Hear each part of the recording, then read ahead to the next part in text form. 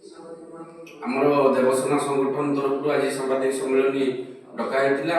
ତାର ମୁଖ୍ୟ ଆଭିମୁଖ୍ୟ ହେଉଛି ଗତ ଶୁକ୍ରବାର ଆମର ଜିଲ୍ଲା ଅଧ୍ୟକ୍ଷ ଯାଇଥିଲେ ଚିକିତ୍ସା ପାଇଁ ବସ୍ତା ଗୋଷ୍ଠୀ ସ୍ୱାସ୍ଥ୍ୟ କେନ୍ଦ୍ର। ସେଠି ତାଙ୍କୁ ଚିକିତ୍ସା ନ ଯୋଗାଇ ଦେଇ ଫାଷ୍ଟିଂ ଟ୍ରିଟମେଣ୍ଟ ବି ପ୍ରାଥମିକ ଚିକିତ୍ସା ମଧ୍ୟ ନ ଯୋଗାଇ ଦେଇ ତାଙ୍କୁ କହି ଦିଆଗଲା, କୌଣସି ପରୀକ୍ଷା ନିରୀକ୍ଷାରେ ତାଙ୍କୁ କହି ଦିଆଗଲା ତାଙ୍କୁ ଏପେଣ୍ଡିସାଇଟ୍ ହେଇଛି, ଏଠୁ ଯା ଯା ଯା ଯା ଯା ଏଠୁ ଯା, ଏଠି କିଛି ହେଇପାରିବନି। ଯେତେବେଳେ ସେ କହିଲେ, ଆମର ଜିଲ୍ଲା ଅଧ୍ୟକ୍ଷ କହିଲେ ଯେ ମୁଁ ବାସି ପୁରୀ ଖାଇ ଦେଇଛି, ମୋତେ ଏସିଡ୍ ହେଇଯାଇଛି, ସାର୍ ମୋତେ ଏସିଡ୍ ଇଞ୍ଜେକ୍ସନ୍ ଦେଇ ଦିଅନ୍ତୁ, ମୋର ଠିକ୍ ହେଇଯିବ। ନା ନା, ତୁ ତ ଡାକ୍ତର ହେଇଗଲୁଣି, ତୁ ତାହେଲେ ତୋର ନିଜେ ଟ୍ରିଟମେଣ୍ଟ କରି ପକା, ଏଠି ଆସୁଛୁ କାହିଁକି?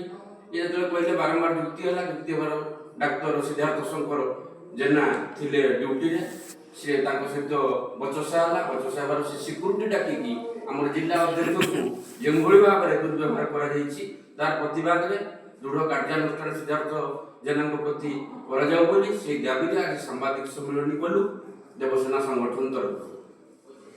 ବସ୍ତାରେ ସ୍ୱାସ୍ଥ୍ୟ ଅବସ୍ଥା କୁହନ୍ତୁ କିମ୍ବା ଆଇନର ସୁରକ୍ଷା ଶୃଙ୍ଖଳା ଏବଂ ସୁରକ୍ଷା କଥା କୁହନ୍ତୁ, ସବୁ ଅବହେଳିତ ଏବଂ ନିଷ୍ପେଷିତ, ସେ ବିଷୟରେ କୁହନ୍ତୁ।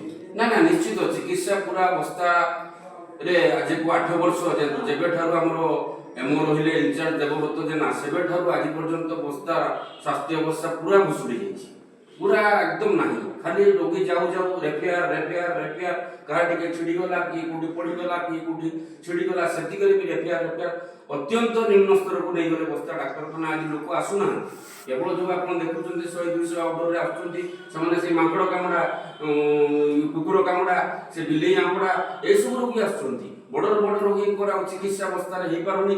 ଆଉ ଦେବବ୍ରତ ଜେନା ଯେଉଁ ଅଛନ୍ତି ଇନଚାର୍ଜ, ତାଙ୍କ ଅମଳରେ ଏଇଭଳିଆ ହେଇଛି। ସେ କୋଉଠି ନା କୋଉଠି ଏଇଭଳିଆ ପ୍ରଶ୍ରୟ ଦଉଛନ୍ତି ଡକ୍ଟର ସିଦ୍ଧାର୍ଥ ଶଙ୍କର ଜେନାଙ୍କୁ, ନହେଲେ ସେ ଏଇଭଳିଆ ଦୁର୍ବ୍ୟବହାର ଦେଖାନ୍ତେ ନାହିଁ।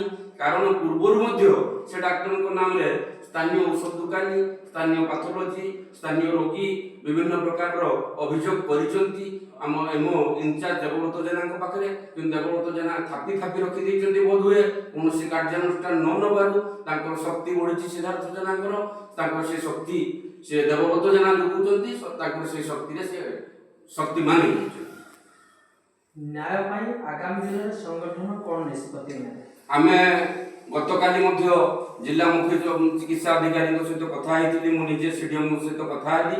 ସିଡିଏମ୍ ମୋତେ କହିଲେ ଯଦି ଦେବବ୍ରତ ଜେନା ନ ପାରୁଛନ୍ତି ତାହେଲେ ଇନଚାର୍ଜକୁ କୁହ, ମୋତେ ସେଟା ରେଫେୟାର କରିବେ, ମୋତେ ଫରୱାର୍ଡ କରିବେ, ମୁଁ ସେ କଥା ବୁଝିବି।